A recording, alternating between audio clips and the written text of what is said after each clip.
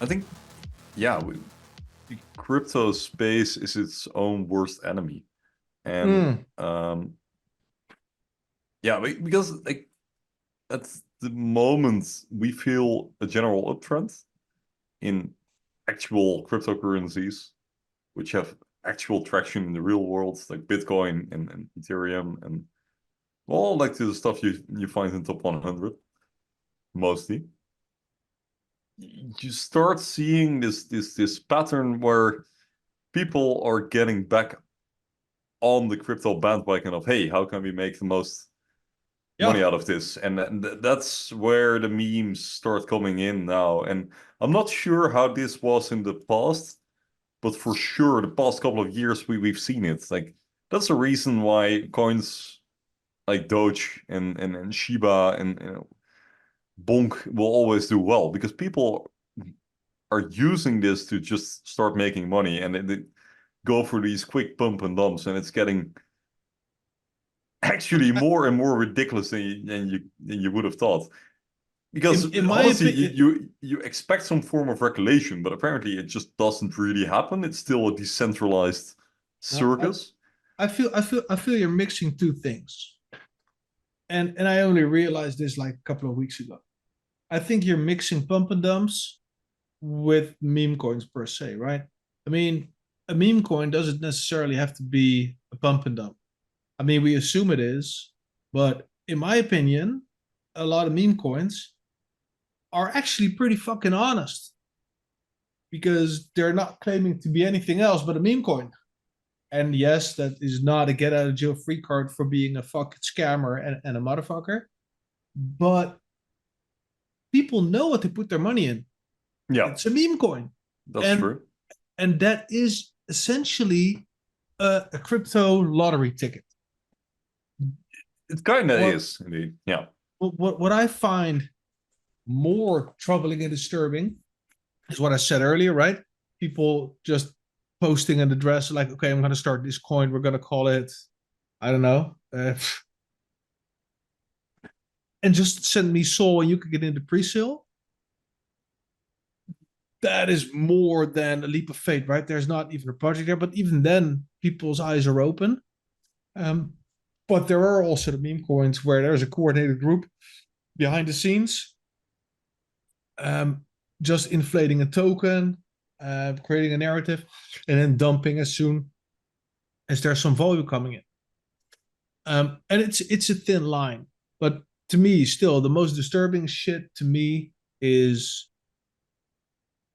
and this is not per se the right example, but XRP, right? They're claiming to do all these wonderful, beautiful things. They claim to be used for God knows what, for what, how long now?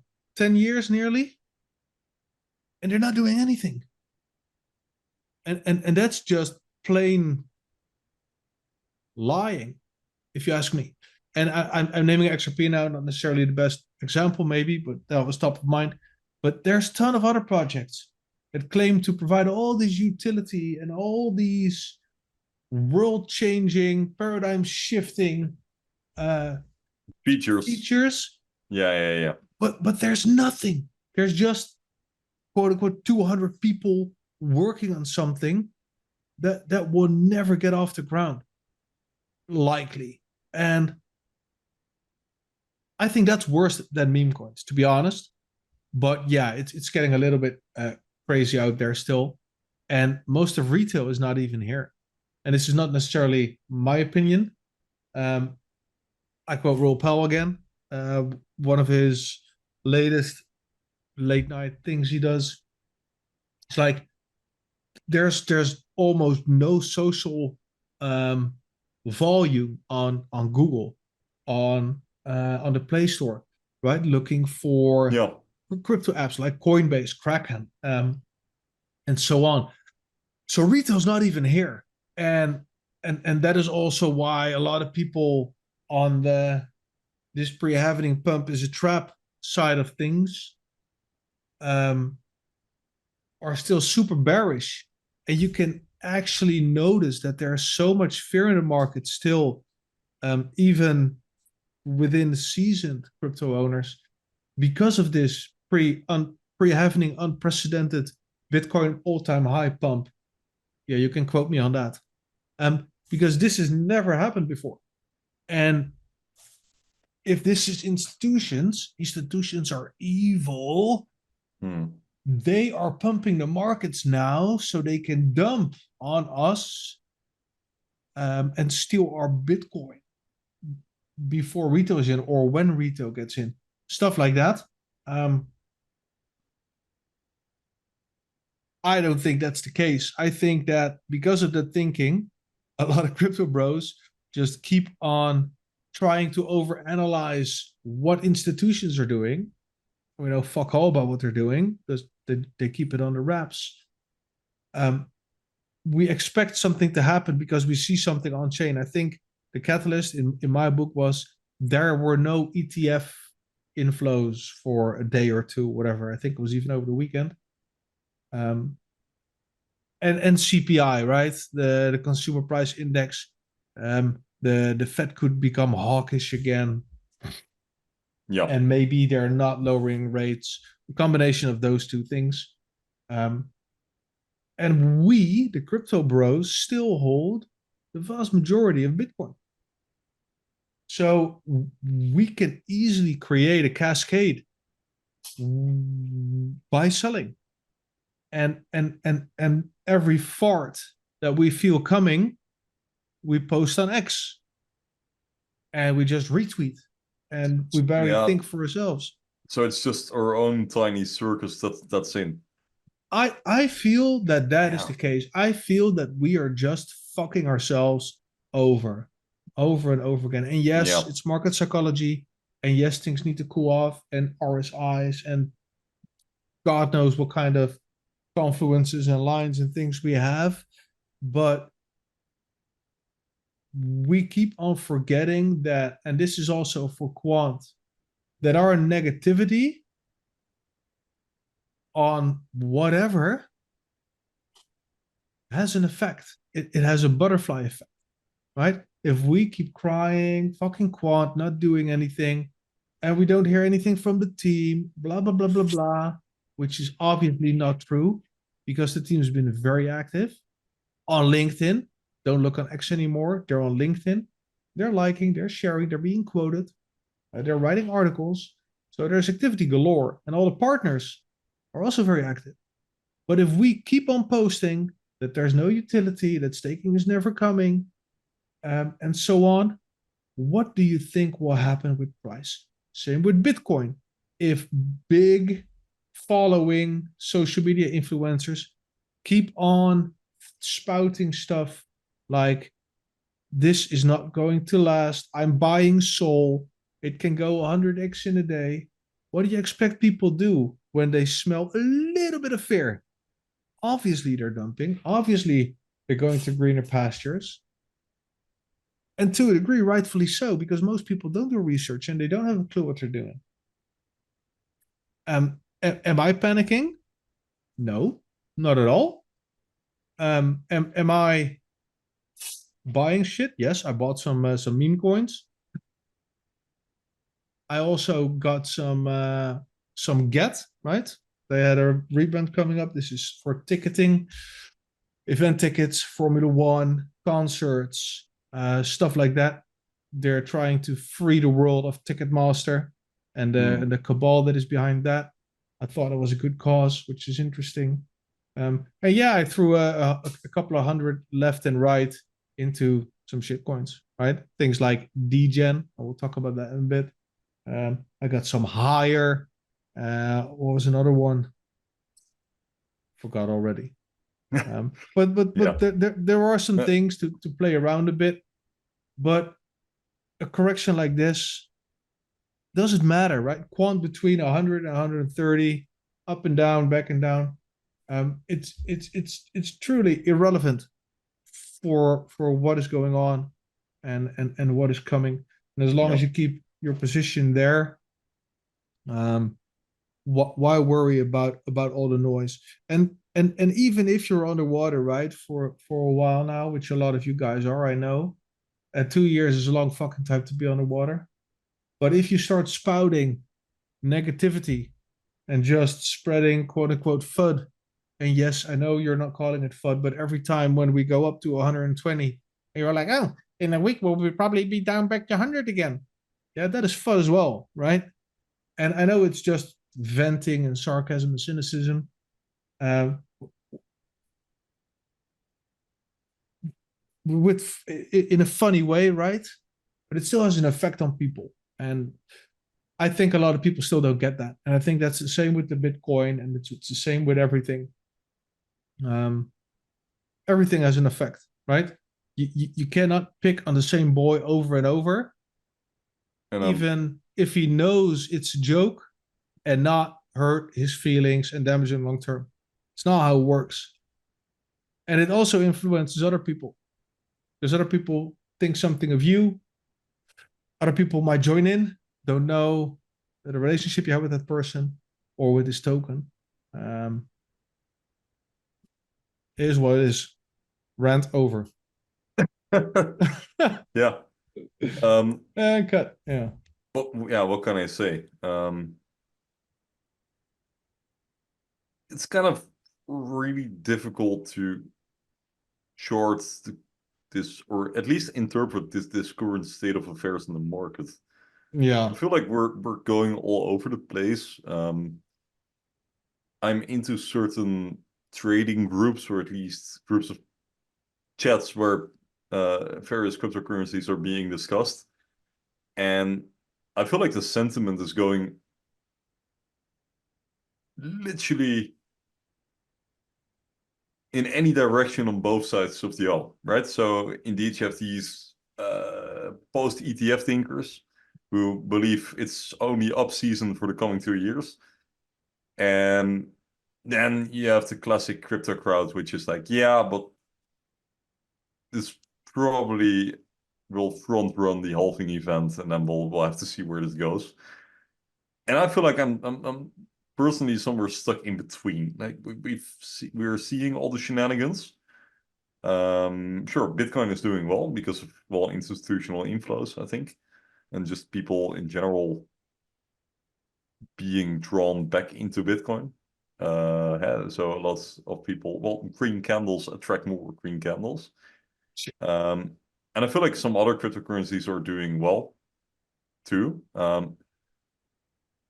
then there's this, I'm not sure how much percent of the market it is, how much liquidity is in there, but I feel like fast part of the market is just pure and solely pump and dump schemes in meme coins, in kinds of all kinds of ambitious projects that which we didn't even know existed a couple of weeks ago.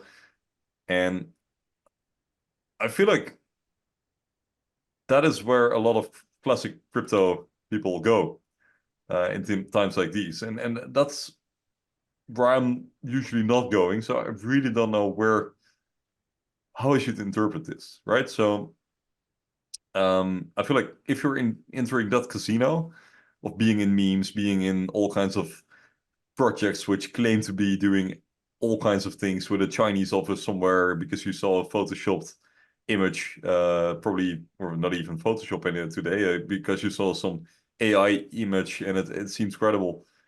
That could work very well, but I've never been in that space, so I don't really know what to expect. And I think the sentiment on that side of the aisle is really, this is all fun and games until the music stops, and you literally don't know when it will stop. And I think that where I'm on the other side of, yeah, well, I'm just expecting long-term growth. But for this point in time, before a halving with ETFs now in the game, I really don't know what to expect. I expect it to go higher because more money will logically flow into this market. But at this point in time, I really don't know. With Quant, it's the same, right? So we are kind of profiting from like the general positive attention for crypto again. Um, and so are some other projects which are also very promising and are actually legit, but they don't really take off so far. So yeah, I feel like this crypto casino is our biggest enemy, is my biggest enemy at the moment. And yeah, it's always hard to interpret. And you can make insane gains, but you can also see your entire portfolio evaporate in a matter of days. So yeah, are you willing to take that risk? I'm not sure. Yeah. I'm not sure how you see this, but that's kind of where I am standing right now. So you have all these fundamental discussions about the direction the market is going, and then you have a pure casino of classic crypto crowd trying to make the most of it, all scared of music that will stop or will Yeah. continue during a halving event in ETFs.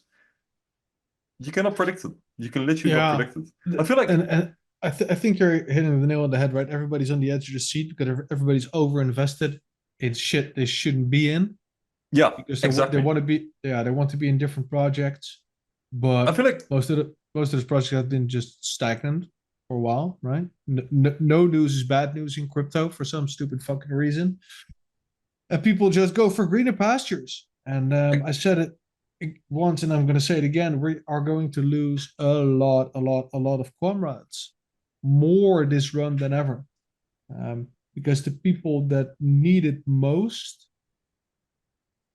are actual that need to hold on to quantum most are actually the ones that have arguably left the ship entirely or partly to get more QNT by selling different coins. But yeah, like what we saw the last week, let me pull up a chart real quick. It is literally a fart, right? It is a fart. Can you see my screen, Tim? I can. I can. All Yeah. right. It is literally a fart. So if we look at Bitcoin, we go to the 7 day, let's go to a month, right? We went from 67 down to 58. So we lost 10K um, overall. But before that, it was, well, up for at least 3 months, right? We went from about 30,000 euros, give or take, to nearly 70,000 euros. And now we had a little burp and we went down. And what happened? Minus 16, minus 18, minus 20. And that's on the 7 day, right? Minus 20. Everything, nothing was spared. Everything went to shit. Um, and a lot of the meme coins did even worse, right? We're still in the top 100, but a lot of the meme coins did even worse. I'm not going to scroll down that far, but you can ask yourself, right? Will they recover? Maybe, maybe not. But everything is enlarged on smaller coins. Um, the people that are usually in those, and I know a couple, they see it go down, they panic, and they decide to cut their losses and buy back into QT. Same happens when QT goes up more than the rest. They either take profits or they cut their losses in their meme coin. So every time you lose a little bit of your portfolio.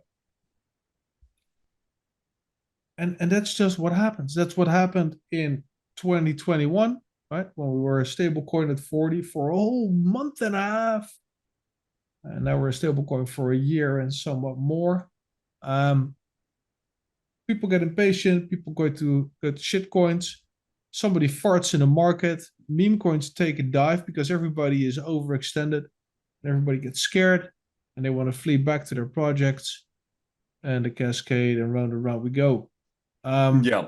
And this story repeats and repeats and repeats, Yeah, but it's not necessarily now for Q&T, but I feel like what is happening is that everyone kind of understands that fundamentally you need um the actual projects from the top 100. But in order to increase your number of tokens or coins in that top 100, you need to be part of the casino. And that casino has music playing, but you never know when it stops. And that's exactly what's happening right now. Because as soon as in the top 100 something changes, the underlying casino of memes and what have you not crashes immediately. Yeah. And as soon as some music starts playing again, everyone starts going to the casino in order to make more money. It's a very toxic game, and I'll just make it up in the next cycle. Exactly, and that cycle will be very short. It will be a very short-lived cycle. Yeah, I'm just not part of that game. I cannot do that. Let's look at portfolios.